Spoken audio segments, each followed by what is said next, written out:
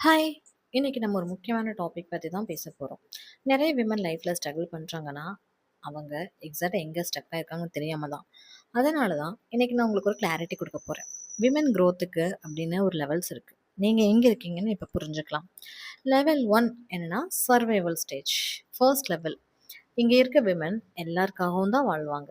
Family, kids, responsibility எல்லாமே handle பண்ணுவாங்க. ஆனா ஒரு ப்ராப்ளம் என்னன்னா, அவங்களுக்கு அவங்களா இருக்க மாட்டாங்க. அவங்க டயர்டா இருப்பாங்க. ஆனா ஸ்டாப் பண்ண மாட்டாங்க. இதுதான் survival stage. Level 2 awareness stage. Second level. இங்க தான் ஒரு ஷிஃப்ட் நடக்கும். என் லைஃப் இப்படியே போயிடக்கூடாதுன்னு ஒரு ஃபீல் ஆகும். கொஷின்ஸும் வரும். இதுதானா என் லைஃப்ன்ட்டு. இங்க தான் அவங்களோட பெயின் வந்து ஸ்டார்ட் ஆக ஆரம்பிக்கும். Level 3 confusion stage. Third level. இங்க தான் நெறைய விமன் ஸ்டக் ஆகுறாங்க.